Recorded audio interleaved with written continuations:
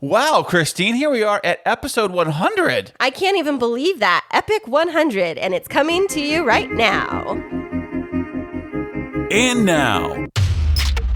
Aye. I'm the captain now.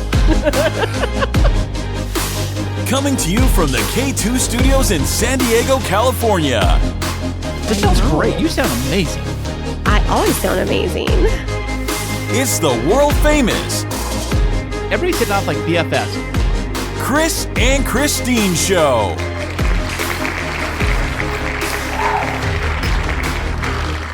Hey, what's happening, everybody? How are you guys doing today? Thank you so much for listening, and I am Chris. And I'm Christine, and welcome to the, yes, you guessed it, the 100th episode of the Chris and Christine Show. Fantastic. This is great. I never thought that we would actually make it to episode 5, let alone episode 100, and here we are. Episode 5, that's a really random one to choose because that was the one where you proposed to me. So yes, we made it to episode 5 and 95 past that. But before we jump into today's show, how about that intro? That is so fantastic. I had so many memories coming back on that new intro, and listeners, I'm sure you loved it too. If you've been tuning in and listening to the Chris and Christine Show for a while, then it probably brought back little memories of all of our fun things, but never will I forget, I'm the captain now. That was one of our episodes. That was fantastic. Yep. That new intro is specifically designed for the 100th episode, but we are going to continue using that from here on out. So that is our new intro, and I hope you like it the way we like it. Yeah, I love it so much, and I know our listeners are going to love it because it's like completely us. And you spent, I don't even know how many hours, but I know this podcast is a labor of love from you to me and to all of our listeners. And so for that, the world thanks you, Chris. Oh, well, thank you so much. And thank you so much for listening. We really appreciate this. Yeah, we do. We've been looking forward to this all week long. We have been counting down the minutes to this specific episode, and it's finally here, Chris. Can you believe it? I know, 100. Most people, they'll do this whole seasons type of thing. They'll do 10 episodes, season 1, season 2. We don't really do seasons. Actually, we can't do seasons because our host is set up. But regardless of that, so what we do is just do 1, 2, 3, and continue. So here we are on the official episode 100. And because it is the 100th episode, we have a fantastic show in store. It's probably going to be a very long episode, so buckle up, Buttercup. And then everybody went click and they turned it off for later. But you don't want it to tune out, even though it is a longer episode, because we're going to be having some so what is it called? A blast from the past, right? Blast from the past for this specific episode. So what I have is clips of previous episodes where we had fantastic guests lined up for these episodes. Because remember, in 2020, we actually started getting into more guests for our podcast. And so we got a few that we actually liked, actually quite a bit here on my list, and I look at it. And these are some of those interview clips from some of those episodes. And if you did not make the list, I'm sorry. We can't put everybody out here. We can only do a good handful. But we do love you all, and we're so grateful for every single individual that has come into the K2 studios for their epic interviews because, we're such a big deal that we fly people in from all over the world, right, Chris? That's right. That's absolutely right. So our very first clip comes from episode 34. That was Rob Kreider. He was a CHP officer and on this fun time, a race car driver. Yeah, it seems like it's an oxymoron, but it actually goes together really well. And here is his clip. His wheels are turning as he's hearing roll cage and amateur racers, and it's like Ford versus Ferrari is our movie. We love that, and so I could just see him oh yeah, I'm gonna start putting the stickers on the side. You're gonna see me on the racetrack, and then he's like, Christine, you got to learn how to drive stick so you can be my backup driver. That's the thing too. She can't drive a stick shift.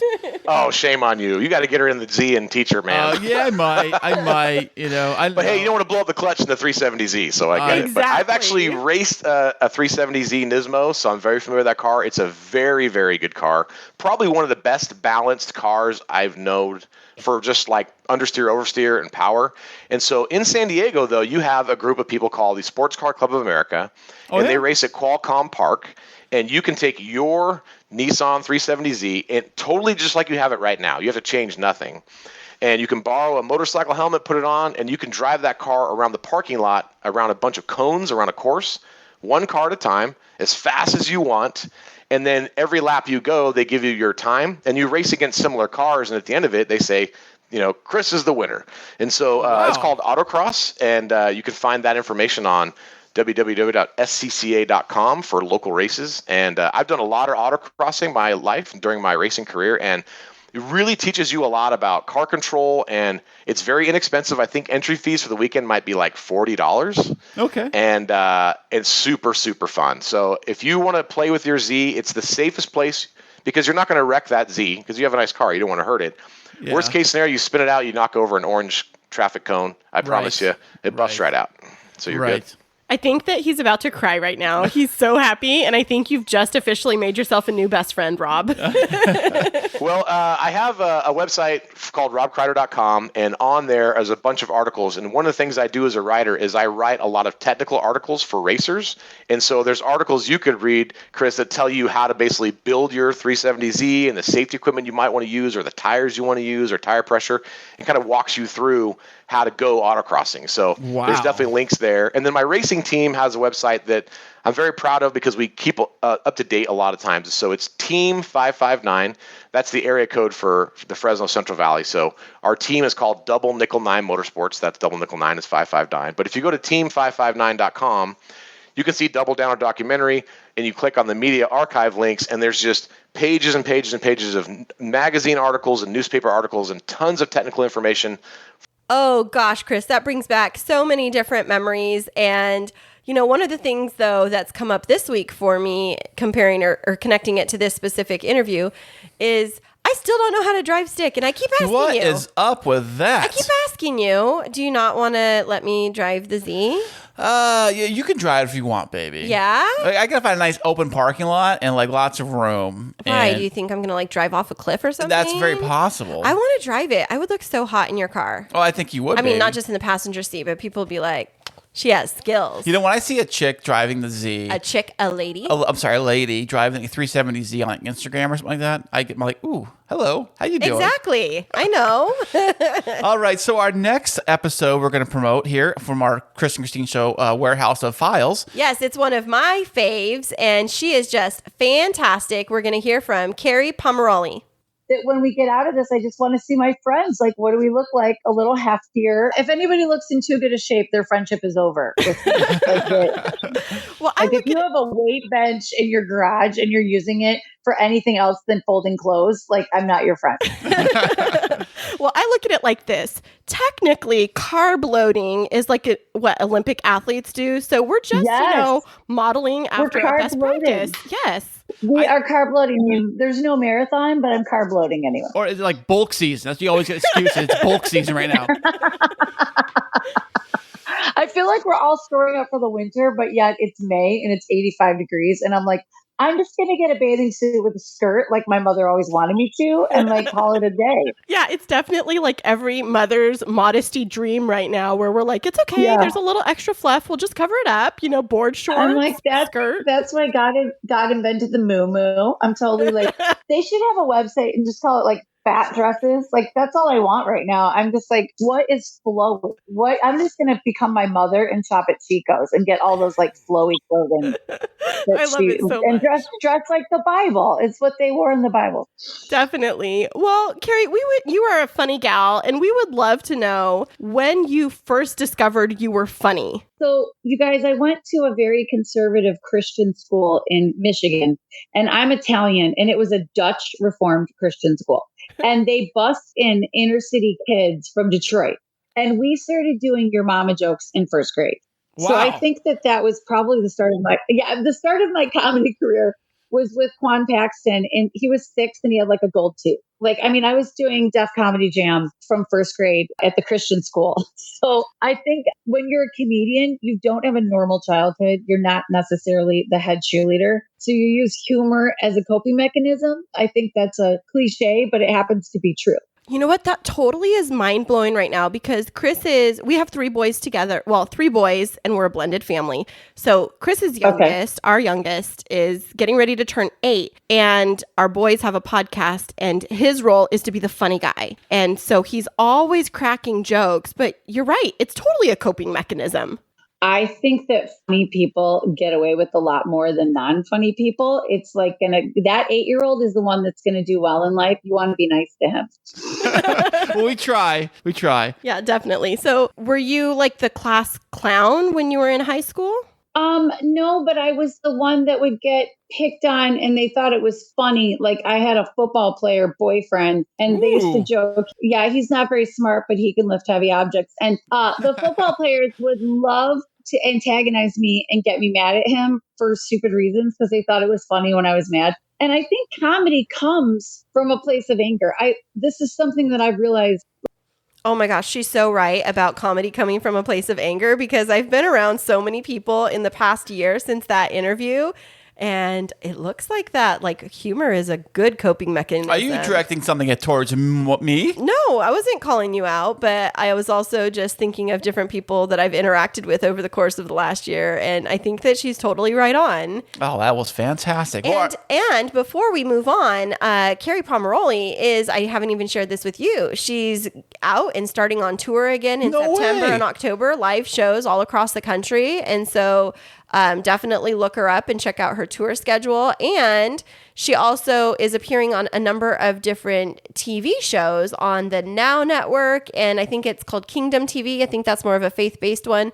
But yeah, she's definitely getting a lot more recognition and popularity now that COVID is coming to a close. Fantastic. Well, our next clip we have comes from episode 40, and this is when we had a reality TV star on the show. This was Luke Cucurullo. Did I spell it right? Cucurullo. He was on a TV show, Married at First Sight. It was like a dating game show, like kind of like a reality show or something like that. And here is his show. Lifetime hit show, Married at First Sight. Was that one of those Christmas movies? I've not watched a lot of Lifetime programming, but I do know what you're talking about. It's like a Hallmarky movie that they play a lot of on there. Yeah. So what was your show about? It was a reality show, and I'm going to try to keep this as unbiased as possible because I'm slightly jaded from this experience. You can be jaded. This is your place to be jaded. I haven't never seen the show, so I can't have no opinion one way or the other. You know what I'm saying? So it's a show where you tell 3 experts kind of what you're looking for in a potential partner, and then you go to they say, oh, we found someone for you. You go to the altar blind, and then you meet your partner at the altar, and then they film you for 2 months of being married. You get married. So you actually marry them. Oh, you actually marry them. So I am divorced. Do you take the blind? Well, I'm divorced and Christine's divorced. Hey, we're all divorced here. It's all good. And we had no blindfold on. So you take the blindfold off before you say I do? Or you I don't have a blindfold. So they let the groom in 2 hours before they let the bride in to build some tension, you know. And then, you know, they open the doors, big reveal, and the bride walks down the aisle. Okay, so you mentioned that you tell these experts. So are they like old school? I watched, the play Fiddler on the Roof, and it's like matchmaker, make me a match. Is it like you're looking for your matchmaker to find you the right person and then set you up in basically an arranged marriage? Is that what this is? Yes, but reality versus, I guess, what reality is perceived to be are slightly different. Well, tell us more. What do you mean?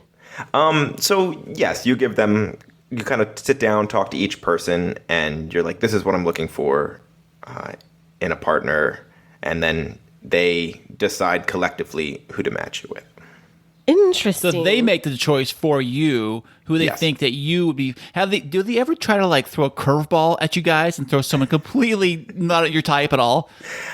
So that was why, in case you guys are not familiar, if you did any bit of research, I am the most hated person on that show of all time. I don't hate you, dude. I mean, I'm just letting you know, still to this day. So here, I'll be honest. I did a little bit of research and I read about it and I was like, that's not the guy that I had interaction with, so I'm going to choose to not believe it. And you can ask Chris. I kind of tend to be Pollyanna. So in my world, you are the victim of people's criticism. So that's how we view you. So tell your story. This is your stage, Luke. Oh, I've told this story so many times, we don't need to dive into it too much. But yes, they, in my opinion, gave me the complete opposite of what I was looking for. Oh. And then, I hope nothing bad happens. And then every week they're like, sit on the couch. Tell her you're not into her. And it was just like, we had to film that scene. Oh God, we filmed that scene so many times. Like every day. They feed you lines like that? Like what to say? Like how to like respond to what she says?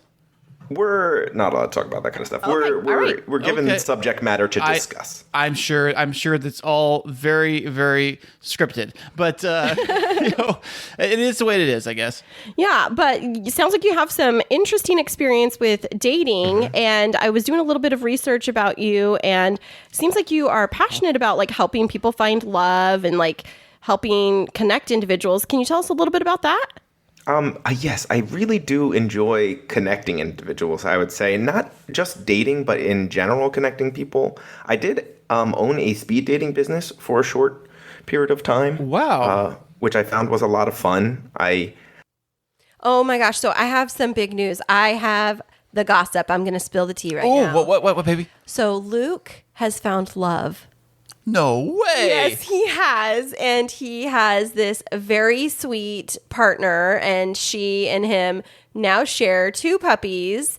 And Luke has emerged into photography, and he is really doing some incredible work in photography. So you definitely need to find him over on Instagram. He goes by Luke Kooks on Instagram, and you can see some of his work. And because I follow him on Instagram and I follow his partner. I think it's his girlfriend is what the title is, but I never like to just assume. But they have the cutest puppies. They look like they could be like sisters, brothers, cousins of Clover. Oh, just littler. Oh, Clover, little buddies for Clover. Yeah, but he looks so happy, and so I love being able to listen back to some of these clips and to like hear about where they were compared to where people are at now and like pursuing their passions and their dreams. And so I hope that everybody would be happy for Luke, that he's no longer the most hated man in reality TV. I think that would be like others. There's this new, on that show, we were talking about the Love is Blind experiment also with where the people like they dated through a pod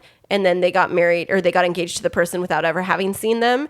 And it's kind of a similar situation where like one girl's played out to be the victim, but they did this after the altar special. And you really see the guy that was like painted as the hero and the sweet guy ends up being just I was going to call it a D-bag, but I'm not going to say the actual word, but just not very nice. As you can tell, folks, Christina's a huge fan of that show. But all of this to say that, when we watch TV, it's not always the reality. And it's been really nice to get to know even from a social media perspective, just what a wonderful person Luke is. And we're so happy for him to have found happiness. Right, Chris? Oh, that's very sweet. Look at all lovey-dovey on the show today. All right, so we're going to turn this around a little bit today. The next clip we have comes from episode 43, and we had Chris Gordon. Now, Chris Gordon was just a regular guy one day when just so happened something horrible happened to him. He got that flesh-eating bacteria called necrotizing fasciitis. Thank you for saying that. You're welcome. Because I can't pronounce that. But he got that at his house. Way worse than COVID, kids. And here's his clip. Do it. Let's roll the dice. Did they give you any kind of pain meds or something? Yes. One of them was called ketamine, and to quote Happy Gilmore, it's the devil, mama. Really? It does a really good job of taking away the pain, but also gave me awful hallucinations. Oh wow! So you're on a trip then. Yes, and so I barely remember talking to the surgeon, and I had a very optimistic, let's go get him attitude, which he wasn't really used to coming from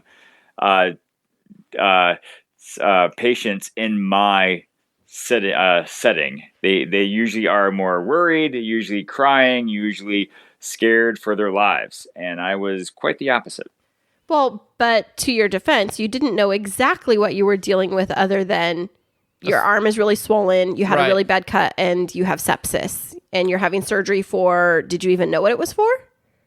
No. I can't remember if he told me during that time. I definitely learned afterwards, though. Right. Now, did they ever knock you out at this point?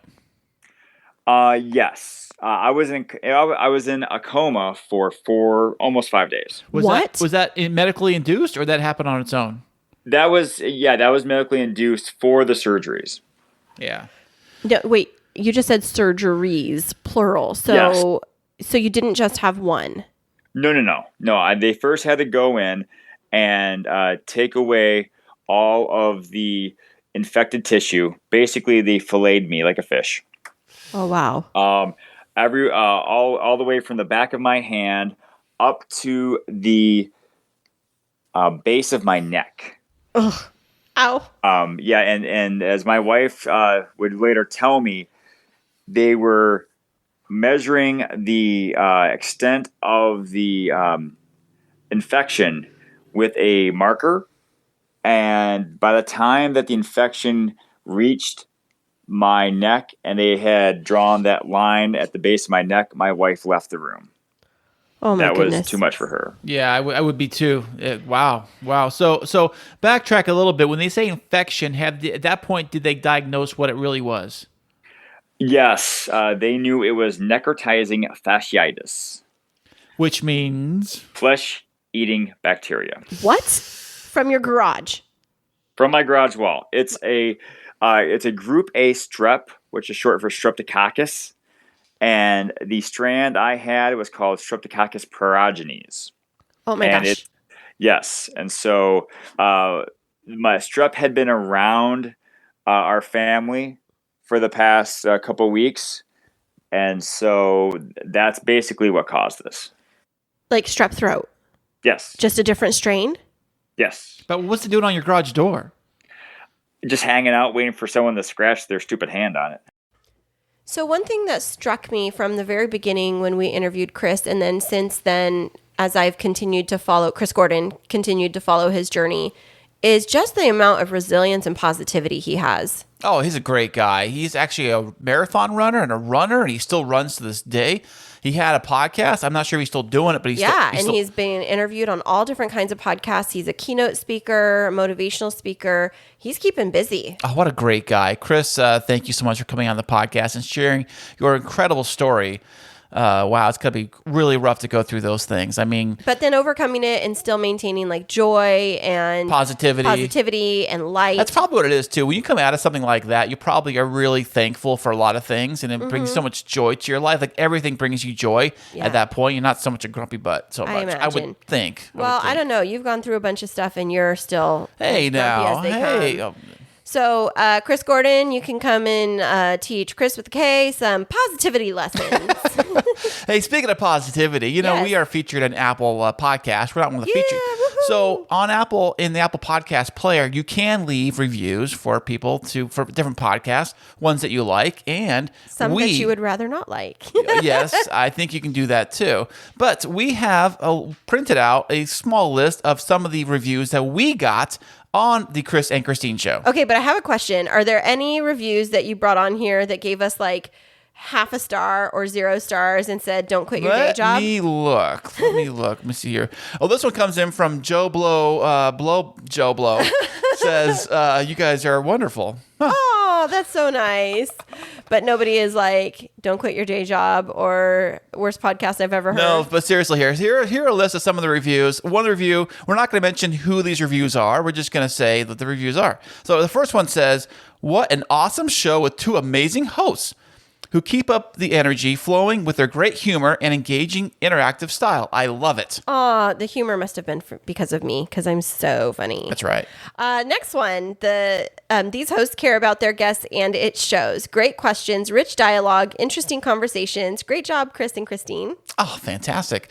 The next clip, next one I have here says, this podcast has incredibly high production value, rivaling top-notch syndicated radio shows. Ooh. If you like conversation about various topics between two hosts with great chemistry. Give this show a try. Okay, tell the truth. Did you write that? No, I did not.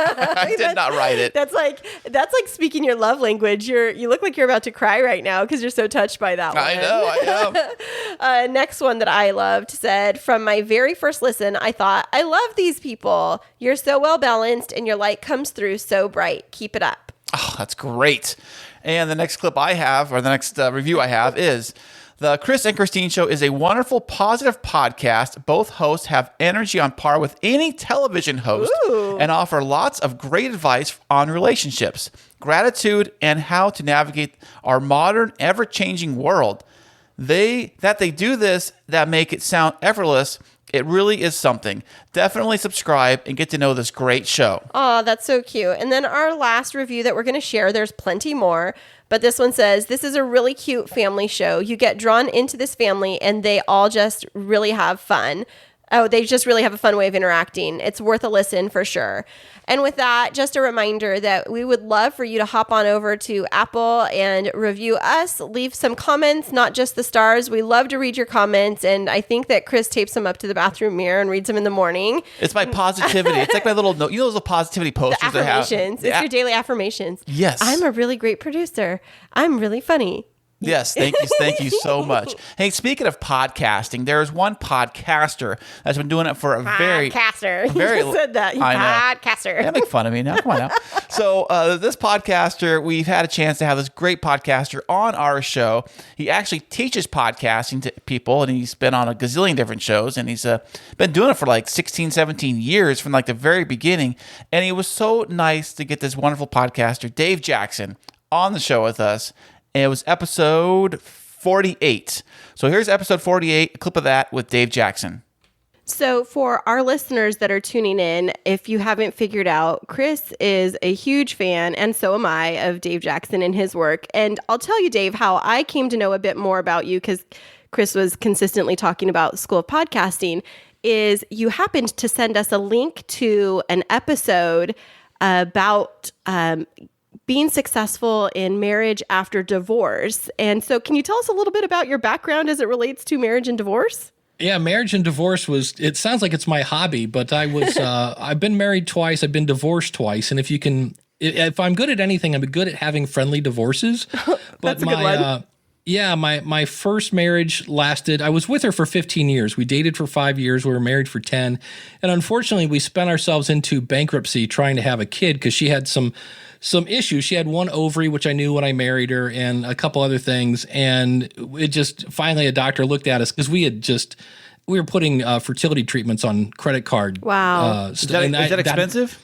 It's thousands of dollars. And it was, every time we did it, I'm like, this is really a bad idea. Like, we really shouldn't do this. But, when your wife is crying and wants a baby, and so do you. Oh, yeah.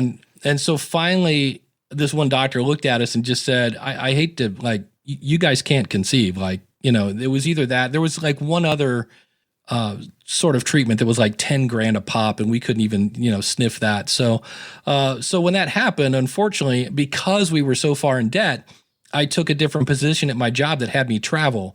And looking back, I go, oh, that was the dumbest move ever. Right when my wife really, really needed me, I took off. I'd be home maybe 4 days, and then I'd be gone for 3, and I'd be home for 4, So I wasn't gone all the time, but I should have been there. And so looking back, I can go, yeah, okay, there was mistake number 1. And unfortunately, she became an alcoholic. She had that in her family, and all sorts of other things ensued. Yeah. So that was marriage number 1. And it just came to the point when we got bankrupt, it was a matter of how we were going to save the house. And that's when she admitted she had cheated on me. And I was like, okay, well, that's enough of that. So, well, I'm sorry, man. That's horrible. Well, it's fine. I talked to her last week. We're still friends. It's just one of those things where we both kind of look back and go, wow, we just got dealt a really bad hand in a way. And it's like, so, and I'm really happy she's got a guy that treats her great. And I'm like, that's awesome. My second marriage, I think we both kind of married the idea and not the person. And by that, I mean, wow, here's somebody that both of us wanted, somebody who goes to church and shares their faith. And for me, I was like, oh my gosh, and she has kids. Because I wanted to have kids, never had the chance. This will be fun. And I think we got kind of just tied up in the idea of like, wow, this person is awesome. And one of those, it's funny because she later admitted, she goes, I didn't realize I was doing this, but I think I bullied you into marrying me. And I go, really? Yeah, well, here's why. Because she lived in Cleveland, I lived in Akron, which is about an hour apart. So it was this long distance thing, and I had to go back to school because, again, the sales guys went bad. I lost my job, and I went back to school to get a teaching degree because my original degree was in electronic engineering. I'd kind of just fallen into training. And so it's really easy to get along with someone when you only see them on the weekend. And I always said, and I always said, hey, when I graduate, I need to like move to Cleveland and we need to like date kind of normal and make sure we can get along. And that turned into, you need to put a ring on it or I'm leaving. So right there, if somebody does that to you, that's a pretty red flag. So I was like, okay, and then that turned into, I want to get married like 2 weeks after you graduate and just all sorts of other things. And so once we did get married and everything was like, if I just do this, she'll be happy and I can focus on, graduating. And it just was one of those things once we got married and started spending, 24/7 with each other, you're like, oh, wow, there's a lot about you that I didn't quite realize. So to our credit, I think we were in and out of counseling for about 8 years and we had been separated twice. And it was just a case where the one day she said, I think we should be separated again. Ooh. And I said, I'm willing to do whatever you want to do. I said, if we want to go back to counseling, that's fine. I said, just realize it's going to take both of us and it's going to take everything we have to really make this work. Well, according to her, that insinuated that she wasn't pulling her weight. And I was like just stating, I'm like, no, we both need to do that.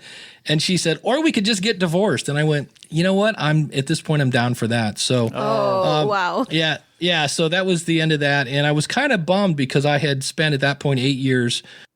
Wow, that was a big interview for us, wasn't it? Oh, gosh. I listen to Dave's show like every single week, and he's on a few other shows. And all the podcasting tricks that I have used to create this fantastic show, I kind of learned or copied from Dave what he's been talking about and things like that. So he kind of dives into more of the technical stuff. He does a lot of the other stuff. But we got the story behind the man in our episode, and I really loved that, and we really connected with Dave.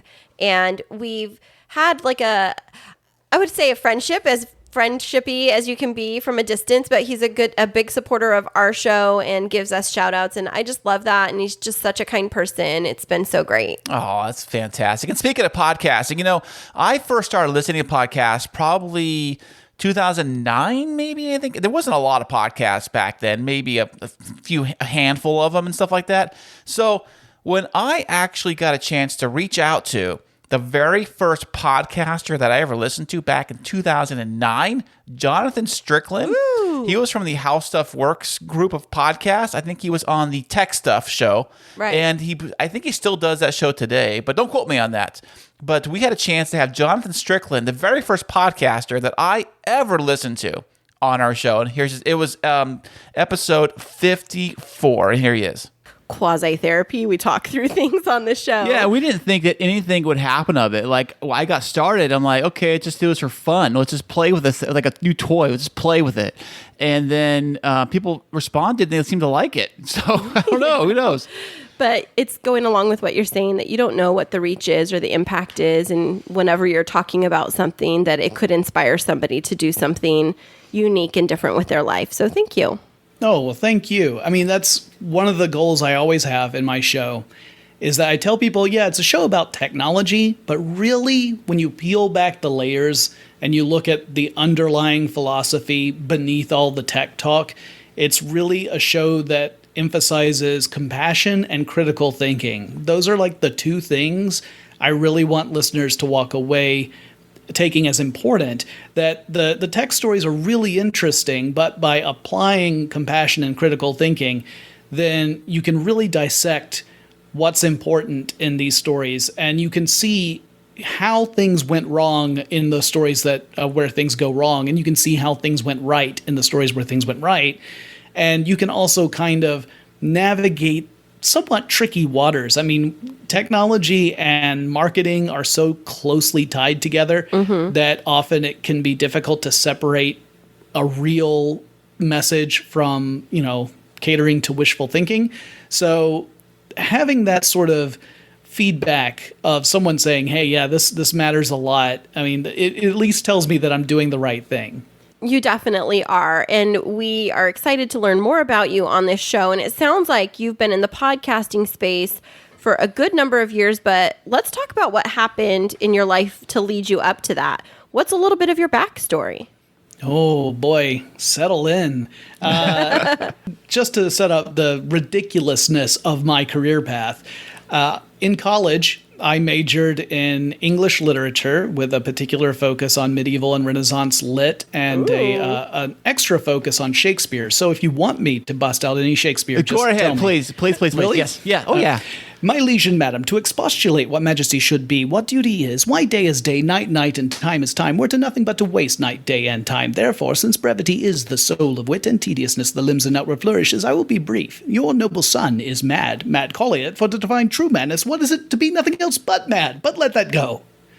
Whoa, that was a mouthful. Very nice. Very nice. Oh, that's awesome. And what was that from? That would be a little show called Hamlet. I've heard of that. Yeah. Yeah, that was Polonius, who thinks he knows why Hamlet's acting crazy, and he is almost 100% wrong. Ha! I was going to say, when he said Hamlet, I was like, Hamilton! And then I was like, wrong era. Oh, not Shakespeare after all. No, but that was really fun having him on the show. And it's so interesting. I was talking with somebody about podcasting, and they mentioned his name. And I was like, oh, hey, I've met him on my podcast. And they're like, you have? What's he like? And I'm like, well, I mean, like, I virtually met him, like, through Clean Feed. Well, actually, no, we flew him into the studio. We're talking about first class. That's how we do it around here. Yeah, because we're a big deal. So the next guest we have here on our list of guests for all episodes comes from episode 62, and that was when we had a comedian / actress, Tara Jean O'Brien. Ooh.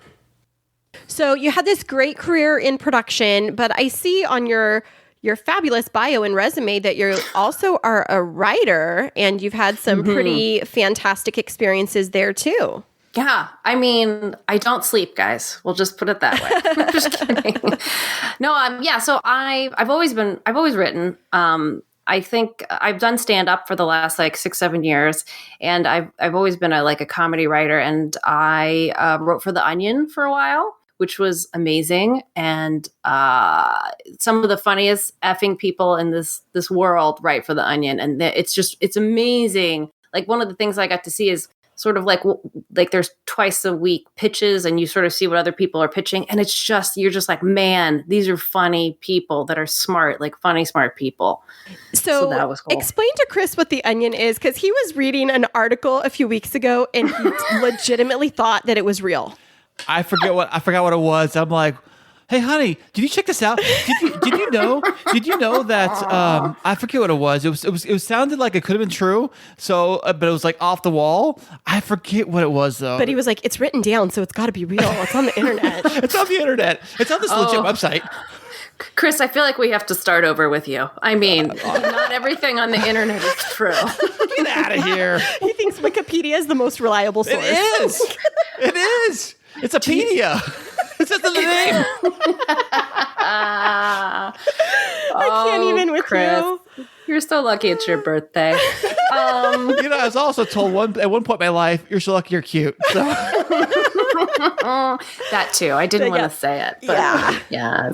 I mean, essentially, The Onion is it's a satire magazine. That's what you would call it. It used to be actually physically printed. I don't know if you remember, it would be just like the LA Weekly or any of the weekly mags for any city. But yeah, so one of the things the one you probably saw is they do just headlines, funny headlines and topical or evergreen. And it is meant to seem like it's real because it's funny satire. So yeah, I saw the post. I think it was either on Twitter or Instagram, and it was I forget who posted it and where it came from, but I saw it and I was like, what are they talking about? Because I get most of my news from social media, for the most part, like Twitter and like Instagram and things like that. And I see, what's this headline? And as I saw that, I kind of like what? What is this about? But I wish I could remember what it was, but it was something crazy like Trump cut his leg off in I don't know, an accident at the White House. I don't know. That's about right. Yeah. And I was like, wait a second. Oh. Now, I also saw that you're a contributing writer to one of my absolute favorite things on the face of the planet, and it's summycards.com. Oh, really? That's oh my awesome. gosh. I have like this little book that one of my coworkers bought for me, and they're completely sarcastic and about women in the workplace. Yes. I die every time one of those pops up anywhere. So what is that like writing for Summy Cards? Hey there, K2 crew. We love having you as our loyal listeners. To keep up to date with what's happening behind the scenes, check us out on social media. Yeah, you can find us on Instagram and Twitter. And don't forget to follow our Facebook page. Yeah, tag us in your favorite fun stories, and guess what? You might just end up on the show. Ooh. Today's episode is brought to you by HelloFresh. Do you feel like you're stuck in that dinner rut? You know, like, what do you want for dinner? I don't know. What do you want for dinner? Well, with HelloFresh, you get fresh, pre-measured ingredients with mouth-watering seasonal recipes delivered right to your door. Skip all those lines at the grocery store and count on HelloFresh to make home cooking easy, fun, and affordable. You can now enjoy cooking and get dinner on the table in 30 minutes or less. With 25 recipes to choose from each week, there's something for everyone to enjoy. All recipes are designed and tested by professional chefs and nutritional experts to ensure deliciousness and simplicity. Some of those recipes are chicken and biscuit pot pie with carrots, celery, and fresh thyme, figgy balsamic pork cutlets with roasted green beans and rosemary potatoes, lemon cream chicken cutlets plus dilly potatoes and green beans, and taqueria pork bowls, which is a takeout favorite, with corn esquites, sour cream, and cilantro. Go to the link in our show notes to get $80 off, including free shipping on HelloFresh, the #1 meal kit. Well, I loved listening to those first 7 clips from our past shows, Blast from the Past, and I think that we have a little bit more fun in store, right? We're only at the halfway point of these fantastic guests we have in store for you for this 100th episode, which is a spectacular milestone by any means to hit 100 of anything. You think about it, 100 pennies equal $1. Right. And $100 equals a $100 bill. Okay. That was very deep, Chris. And so we have our next clip that is coming up is from a music singer, a country music star.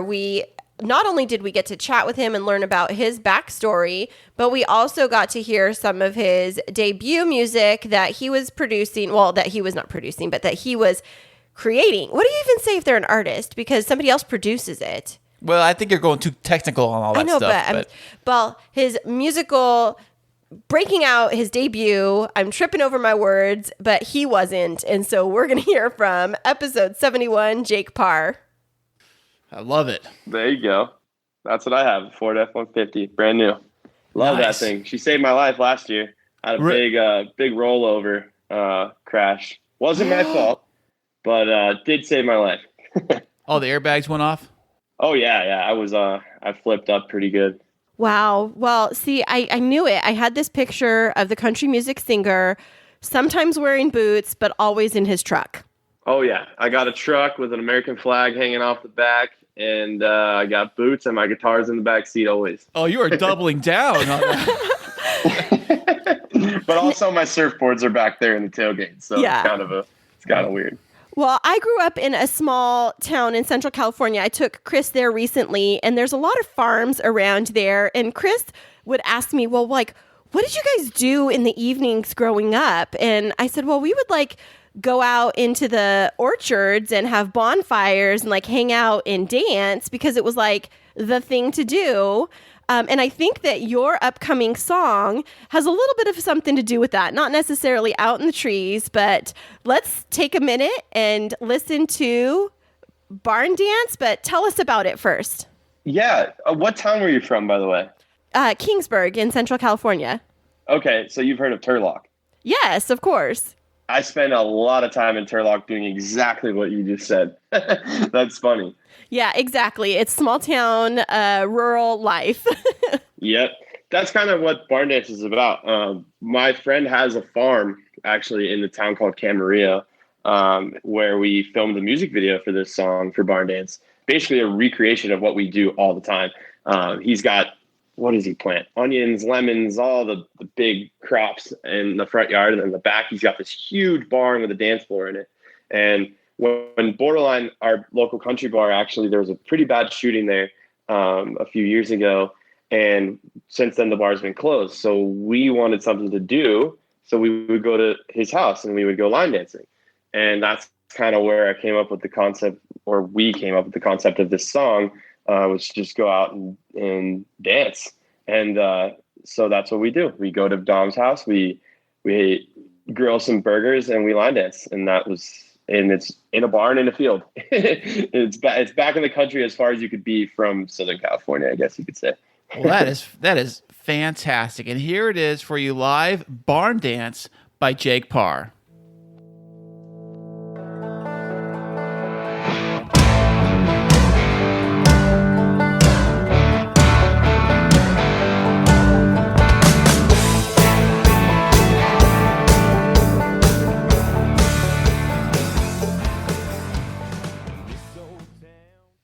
I really loved Jake Parr's music. Oh, he was so upbeat. He was so fun to have on the show. And his music, like Christine said, was just so great. If you like country music, it's pretty good. And if you don't like country music, it's actually pretty good, I think. Yeah. And we actually got to interview a couple episodes later his mom, who is a CEO of her own company. And so they just must be quite the family. Who knew they were even related? I know.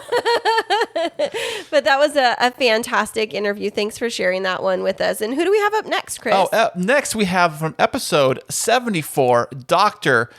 Brown. Not Doc Brown from, Back to the Future. Yeah, but Dr. Adolph Brown, who was just, gosh, I keep saying that, but I love all of our guests, and I loved the thought-provoking conversation that we had. And I'm kind of a nerd, a brainiac, and anytime that we can talk about stuff that helps stimulate my brain, I just get very excited. So. Yeah, Dr. Adolph Brown was all about the power of empathy. And did you learn anything? Yes, I did, baby.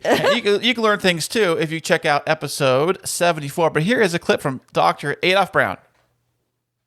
So I wanted to walk back just a couple of steps as you were talking a few minutes ago when I asked you about empathy, and you mentioned about empathy related to a police officer and a Black man that might be having an interaction. And what I was wondering is if that digging deep into yourself to try and connect with another person, if you can't find similar feelings to empathize, what happens? Wow, that's an excellent question. If you can't find those similar feelings, then that distance, that bridge continues to exist. The problem with that is the bridge doesn't stay the same. The brain is at work.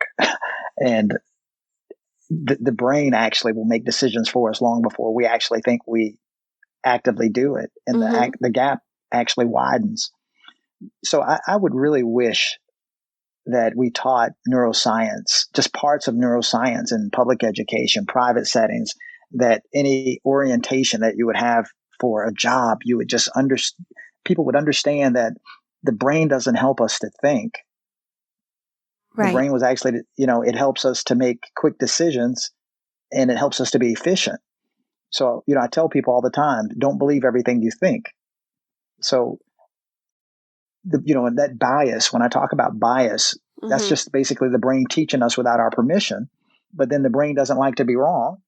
So if you've ever had a debate with someone and it doesn't seem like they're understanding anything you're saying, yeah, it's because the brain is actually looking for confirmation bias. It's looking for evidence in what you're saying that already supports what they think they know.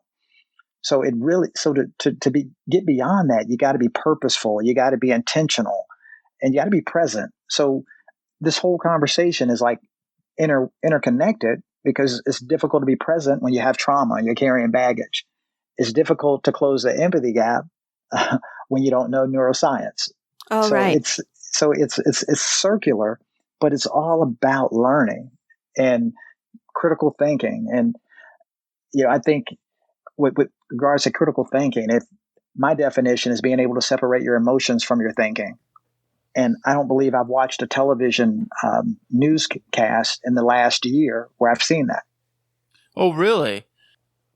I loved talking with Doc Brown, and I think that as he was talking about empathy, it helped us to both understand having empathy a little bit differently. Absolutely. He was great. Yeah, he absolutely was. And our next clip is a person that's very near and dear to my heart. Ooh, who is it? And not just you, but it's episode 76, and it's my Zeke, and it's our Valentine's Day episode. And so I miss him so much. He's been FaceTiming me the last few days. I haven't seen him since last weekend, and I would love to hear my little guy's voice. The Back to the Future car. You can do that in the Grand Theft Auto? I bought it. It's called the Deluxe or the DeLorean. You can buy that. I was going to say, I thought that the Back to the Future car wasn't it called like the Millennium Falcon? No, honey. Gosh. The Millennium Falcon. No, it's not. The Millennium Falcon was in Star Wars. Oh, what is it called in Back to the Future? The DeLorean. The DeLorean? Huh? The DeLorean. The DeLorean. The DeLorean. The DeLorean is actually the car. That the Back to the Future car is actually is. All right. Basically, it's called a DeLorean. No need to nerd out. All right. So anyways, we want to cut to the punch here, Zeke. So we don't need to know her name, but do you have a Valentine? I can't hear you. What? Next question. Oh. Okay, Ezekiel, listen. This is going out to millions of fans right now. Millions of people across the world. They want to know. Is Ezekiel. So actually, it's the opposite. It's only just us listening right now. Okay, don't worry. Yes. Wait. So is this Sarah? No. Okay, so what She's happened? a Republican. I'm okay. We're not talking politics. What happened to Sarah? We got into a big fight. About what? About Biden, my favorite president. Oh, so politics. Yep. Politics can interfere with relationships. And it can interfere with podcasts too. So we try to steer clear of politics and religion. So we're just going to stick it with love. So we're sticking to love only, Ezekiel. So did you and Sarah ever go on a date? No. Oh, you guys never went out? I think you guys went on a date somewhere. No, Zeke did deliver a very nice gift to her. Next question, please. I thought they went out somewhere. All right. We're going to pause because Ezekiel is getting a little embarrassed and we don't want to put him on the spot. Chris has asked a million questions. Oh, that's what I do next best. Next question. Okay, he's asking for the next question. Okay, I'm going to transition for a few minutes because I want to talk about love. We've asked Zeke about... and yes, I do have a Valentine. Okay, all right. While he's sharing, what's her name? Are you seriously you? Okay, fine. Let me call her. No, we're not podcasting right now. We're not gonna call her or whatever. But I want to know is Zeke told me the story in the car about 10 minutes ago, and he was telling me the story about how he actually met this girl. Yeah, that's a whole lie. The story. And can I tell it? Can I say how you? Can I tell it? Or you want to tell but everything that you just said, that I just told you was a lie. Okay, well, according to Zeke here, okay. The story according to Zeke. Okay, so he was rapping on a big stage in Nashville. No. Okay. Okay, go ahead. This is what he told me. He said that the Gem Boys show, they have their own Instagram account, right? And their own podcast. It's and she found my actual main account. So she is actually a Gem Boys fan. What? And she found the Gem Boys show, and she lives in Tennessee. And she started messaging him on Instagram. Then we went onto this site where you could talk to random people called Omegle. Okay, I don't want to hear that you're going onto random sites or you're going to get your internet shut off on your phone. Yes, definitely. Underage you. Yeah, no. So, I'm kidding, I did it. Okay. So anyways, this girl messaged him on Instagram, I guess, or something, and starts talking to him. So this girl lives in Tennessee, and she's a fan of Ezekiel and his Gem Boy show. And what city does she live in Tennessee? Nashville. She told me today. Okay.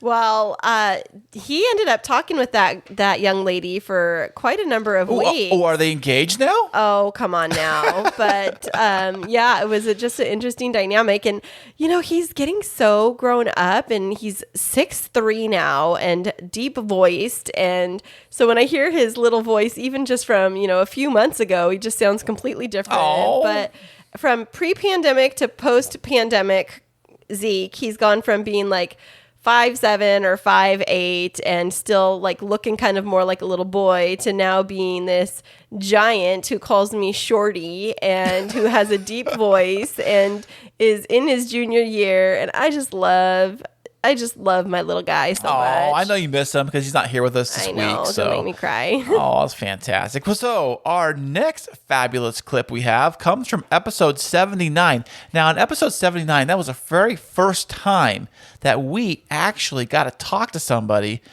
way far away in the great out of the continental, like North America, somebody from across the pond in England or the UK. Is it England or UK? What do you call it? Well, England is the country, the UK is what it's part of. Oh, I had no idea. So we got to talk to Rory Smith, who was a reporter in the UK, and here is his interview right now. I didn't care, and they said, "You're one to keep." Oh, wow. Congratulations. That's fantastic. Now, I am trying to wrap my head around this. What's the equivalent of 50 pence? Like, I don't know the exchange rates. Is it? Like, that's a good question. Okay, I'm going to have to look it up. Chris, you asked the next question. Now I'm curious. Okay. Well, so they hired you on, and then after that, how long were you there? So I was there in total just short of 4 years. So from there, I got a job as a freelance researcher, a freelance runner. And then from there, I got full-time employment as a researcher. I worked in the interactive team, which was looking at all of the social media comments coming through. I worked in the features team, which was making videos. I worked in the fashion teams. I worked in the makeup teams. I worked in the travel teams. I booked the cars. And then I became an assistant producer. And then I eventually got to produce the show. And then I became a news journalist on the show as well. So I sort of worked myself up through the ranks. And I stayed there up to 4 years. Yeah, it was just short of 4 years. Oh, wow. Wow, fantastic. So you were actually on air broadcasting too? Like actually in front of camera? No, not in that show. So I left there about 2 years ago. 2018 was when I first left, and then I went back for a few freelance shifts until 2019. So I officially left in January 2020. So I'm not working there anymore.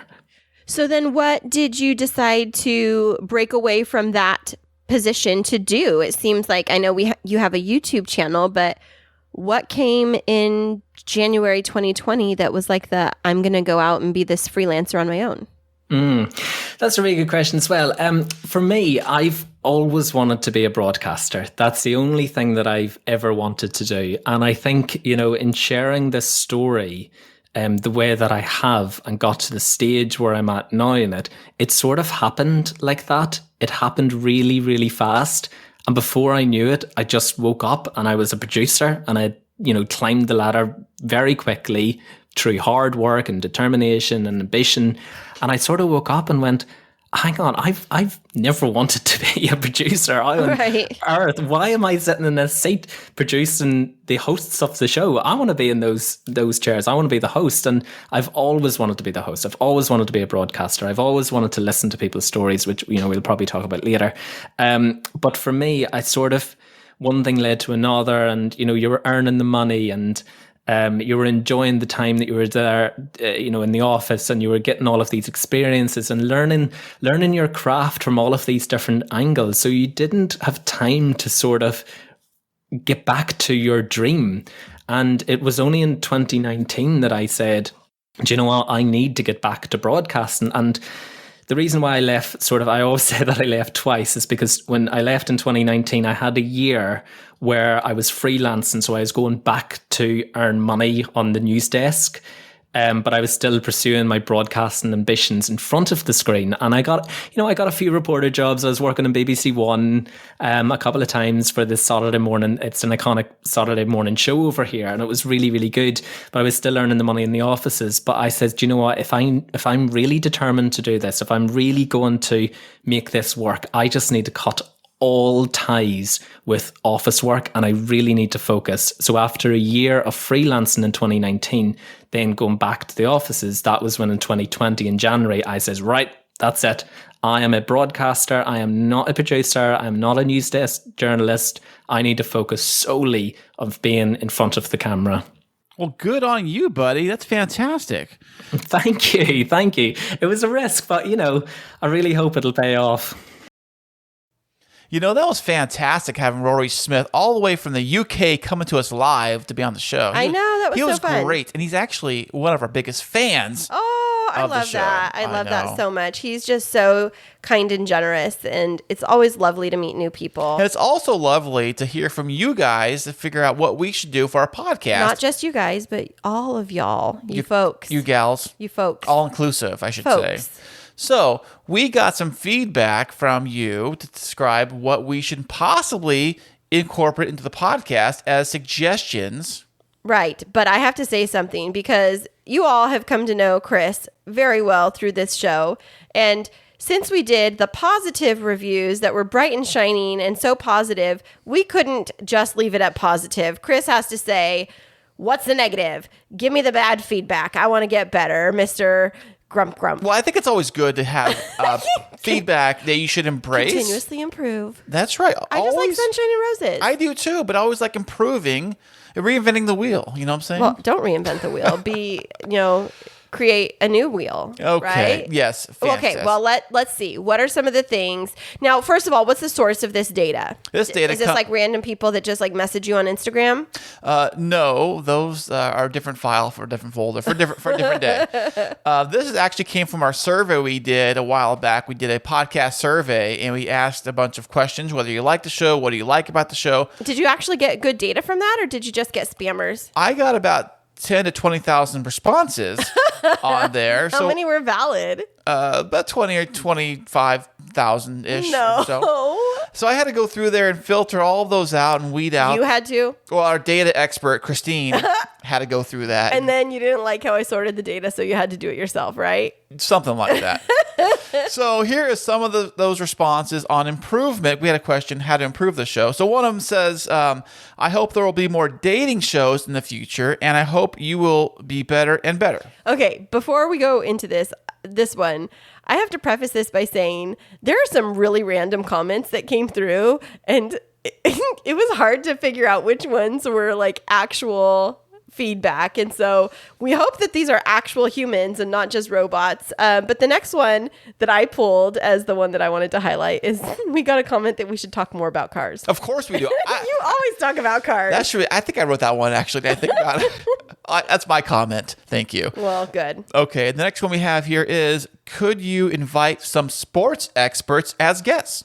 Oh. So if you are a sports expert or a coach of a major team, you are more than welcome to be on our show. Also, if you are a sports player, say, hey, Tom Brady, what's up? You want to come on our show? We are more than welcome for that too.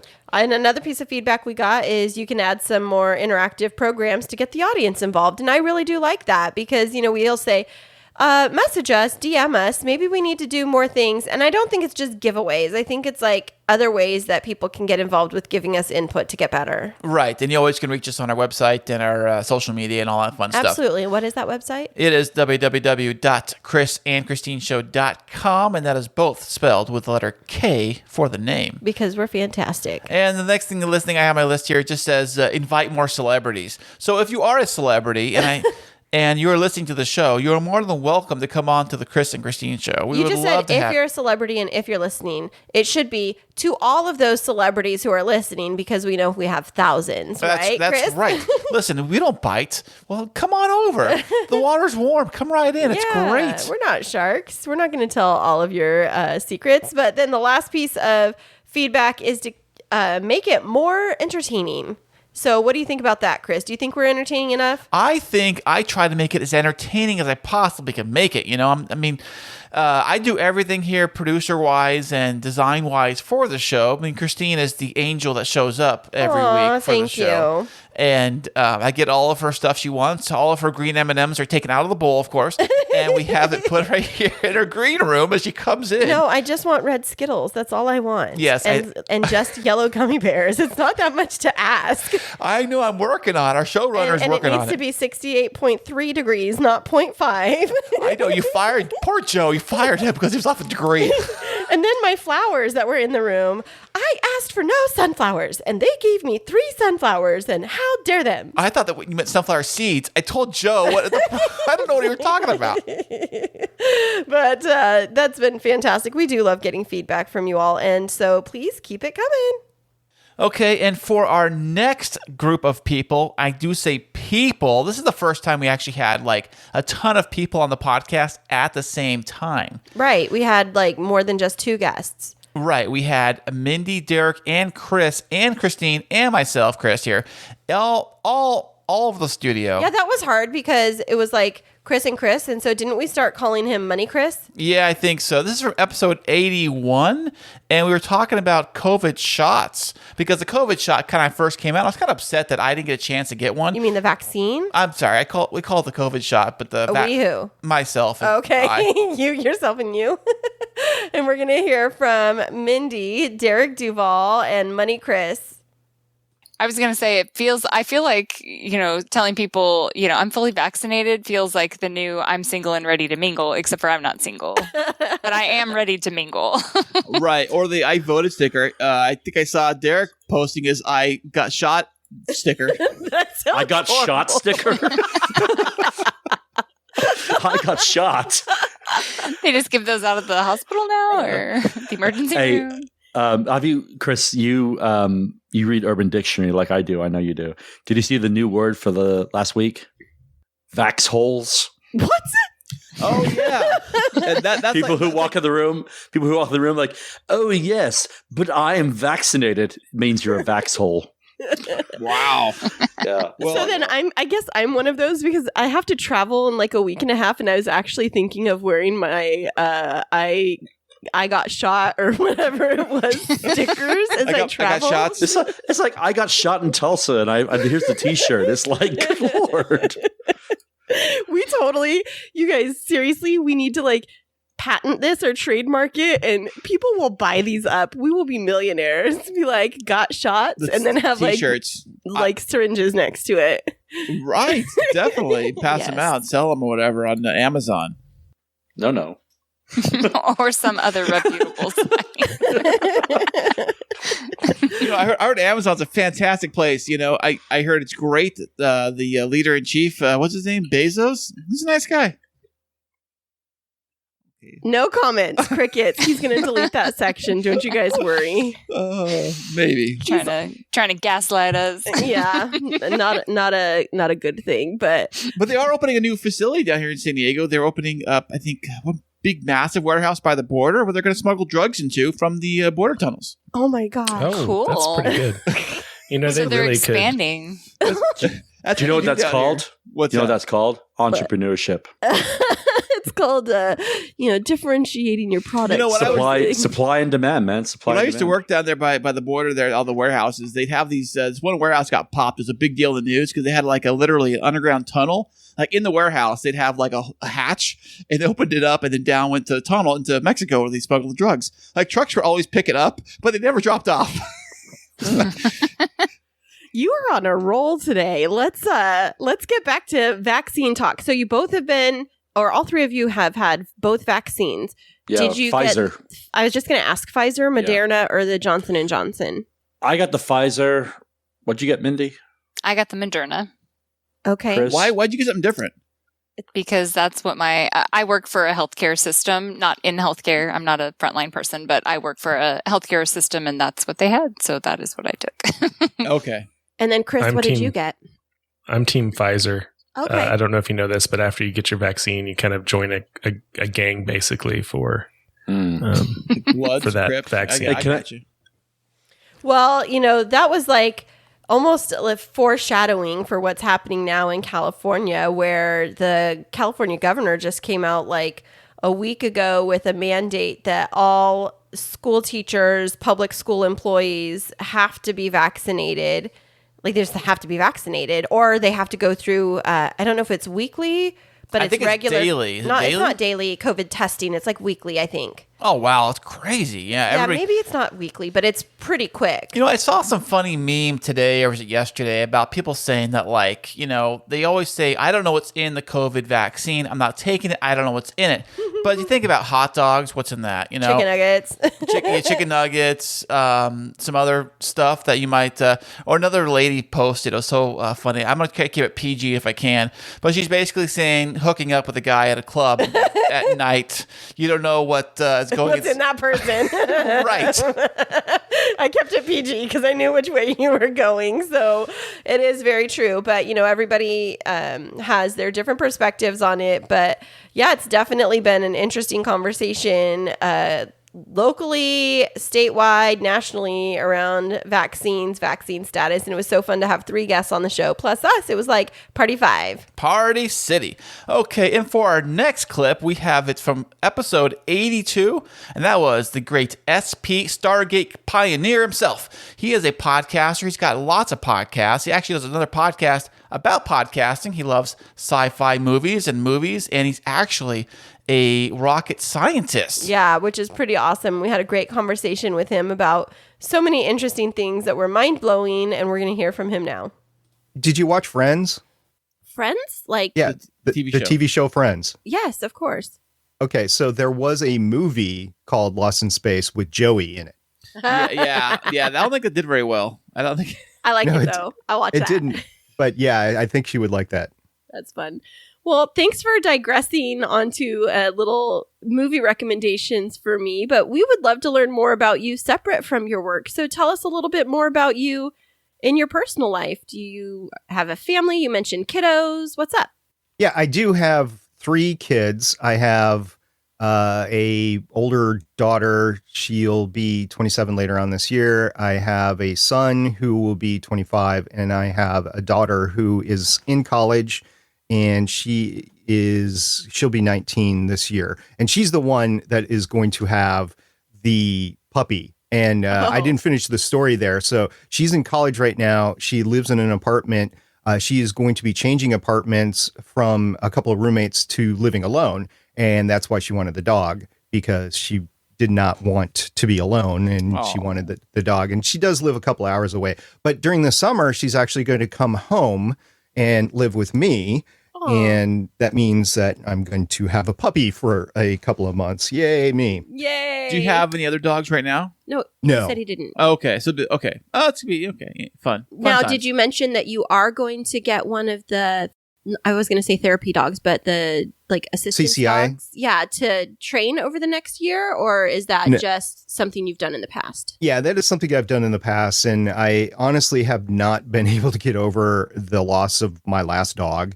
So it's just going through that process. Maybe having this puppy in here will try to, kick Spark me in that the joy. butt. Yeah. Maybe again, because those final months were really tough for me. Oh, sorry to hear that, man. Yeah, I grew up on a family that had a family farm, and I didn't really realize it at the time, but I probably get my affinity towards these animals from my grandfather, who we milked cows and had 120 head of cows, which is a lot for a family farm.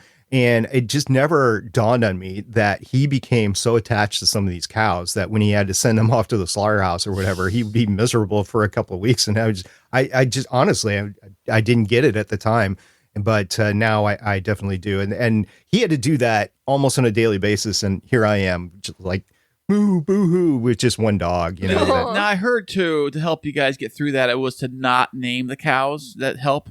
Yes, they all had numbers. They did not have names.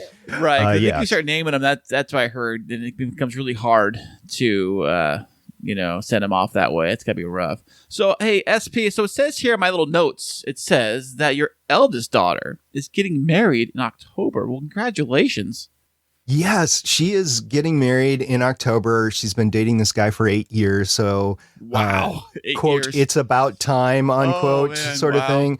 There was a ultimatum given, and they went to go visit his parents over Christmas, who live in Arizona. They went to the Grand Canyon. And this is during COVID time, so I'm kind of impressed that they were able to pull this off. So they went to the Grand Canyon, and he proposed to her in the Grand Canyon. That's so sweet. Did they go to the very bottom of the Grand Canyon? Well, they did one of the rim trails, so it was only a day trip. They just drove to the side and took one of the rim trails down. They were in the Grand Canyon for about 6 hours from what I heard, but wow. Yeah. Okay, now you said, though, that there was an ultimatum. How do you feel about that she had to give an ultimatum? And how do you feel about that, babe, giving ultimatums? Why are you looking at me like in an accusatory way? I don't give you ultimatums. I only give you like ultramatums. Oh, what's that? Is there a difference? Yes, it's a very big difference because it includes stomping my feet and throwing a tantrum. Hold your breath. You ever hold your breath? No, I'm not doing it. I'm not breathing until you take me to Target. Oh, I've heard that one. That at the same time. I know. We've heard that one before. But that was a fantastic clip. And we are going to come up to our very last clip of this 100th episode. And that is going to be with episode 89, who is Jessica Stone, a news reporter. And I loved this interview with her because she just gave us such a different understanding of what it's like to live the life of a reporter / photojournalist, journalist, all of those things. It is from episode 89, and here it is. And so I just think there's an appetite to make money because we've just seen this horrible thing happen to our country. It affected our economy. I think it's more than we realize affected our psyche and our psychology. We're lonely, we're isolated, and we're not making the best decisions. And we're very divided politically. So, you're not even talking to people you might have talked to that might actually be able to talk some sense into you if they have a different political point of view. So going on that note with the political divide and with you being in journalism, so you got CNN is obviously very left and you got Fox is obviously very right. Is there kind of like, what is Christy's looking at me, kind of give me a funny look over there, but I'm saying that like, when you are a journalist, are you kind of persuaded when you are working for one side or the other to like, you have to kind of lean a particular way? So this is where my generation will show itself more than my training, because I haven't been in school in 20 years. But my generation of journalists was definitely taught that there were many sides to a story, and that truth exists. And I firmly believe that it does, and it's discoverable. And you're not going to get all of it; you'll get pieces of it, but you form the best picture that you can, and you do that by listening to multiple voices and not going in with a predetermined point of view. However, I'm starting to notice in younger journalists that they think that they are here to advocate for a position. They think they are here to advocate for a social justice position or particular point of view on gender or race or religion or ethnicity, and I don't come from that training or that persuasion. And we are going to have a clash in our newsrooms with those ideologies competing with each other. What has happened to news more broadly is certainly that the commercialization of news has caused news to take a position. And I've worked for Fox News. Their evening hosts take a position. They have news products that don't take a position consistently or take a center-right position. I would argue that that they spearheaded a lot of the opinion journalism on television. They basically took talk radio and put it on TV, and it was wildly successful. AM radio moved to TV. A lot of the hosts that they moved to TV were right off radio. The Rush Limbaughs that Sean Hannity and Rush Limbaugh are the same generation of radio broadcasters. So. And then, everybody else had to react. One thing most people don't know is that MSNBC, remember, it's Microsoft NBC. That's what MSNBC means. Initially was going to be a right of center broadcaster. Tried it. They wasn't getting viewers, so it went far left. CNN used to be in the middle. Jeff Zucker from NBC took over. They decided they were not going to stay in the middle. And I think they arguably surrendered the only reason people were watching them, which was that they were supposed to be in the middle. That was fantastic. Yep, fantastically fascinating. It definitely was. And that wraps up all of our clips from some of our most memorable guests from our first 100 episodes. So Chris, now that we have hit this milestone and we've been so looking forward to it, what's next for the Chris and Christine Show? Well, the Chris and Christine Show is just going to get landing our new studio on the moon. Fantastic. And, it's a little bit of a commute, but we're still committed to getting an episode out to you every week. We're just going to take one for the team. And, I know Chris talks about being busy all the time, and this is just going to make him busier. So are you driving us there in one of your trucks? Actually, we're going to use Clean Feed to remote broadcast. Perfect. So perfect, because it's the new capabilities. And speaking of Clean Feed, we didn't get to actually have the creators of Clean Feed as guests on this show. We did on Podtastic Audio. But all of this wouldn't have been possible getting to 100 episodes if it wasn't for the brains behind Clean Feed, Mark and Mark, who we love dearly. This is not a sponsored post, but we just want to give a huge shout out to our buddies over at Clean Feed for making this dream of Chris's and mine be able to come to fruition with bringing so many fantastic guests from around the globe onto our show. Oh, that was well said, baby. Thanks. Yeah. Without Clean Feed, none of this technology that we use for this podcast would be possible, because how we connect all of our guests have come through Clean Feed. In fact, right now, we are recording this entire episode on Clean Feed live in real time. Yeah. On Clean Feed. So that's the thing, is there's no second takes on this one. You got the real deal. It's as close to live radio as you can get today on this 100th episode. And I'm really proud of us for being able to make it through, Chris. We did a great job. So air high five without hitting the mics. Ready? Pow. Thank you so much. There we go. Good job, babe, on getting us to 100 episodes. Oh, you are so welcome. This has been quite a crazy journey, because if you remember, when we first started, I said, hey, babe, want to try podcasting? And you're like, I don't know, Still some days I say that. That is true. But I didn't know, we started doing the podcast just playing with my kid's Xbox headphone thing he had. And I was like, I guess I can plug this in the computer and play with it. But then how do I get another microphone? How do we make that happen? All right. Everybody's heard this before, honey, 17 times. Bottom line is, you are the brains behind the operation. Can I just be the beauty? Oh, you always beautiful. Do I have baby. a beautiful voice? Do I count for that? Oh, you always do, baby. You always thank you. And so, friends, thank you for tuning in with us for this 100th episode. We're super grateful to have been here with you, and we hope that you'll stay along on our journey as we learn and grow and get to know you even more, right, Chris? Absolutely. If you want to find out more, you always go to our website, www.chrisandchristineshow.com. And that's Chris and Christine with K's, and we will be back here with you next week.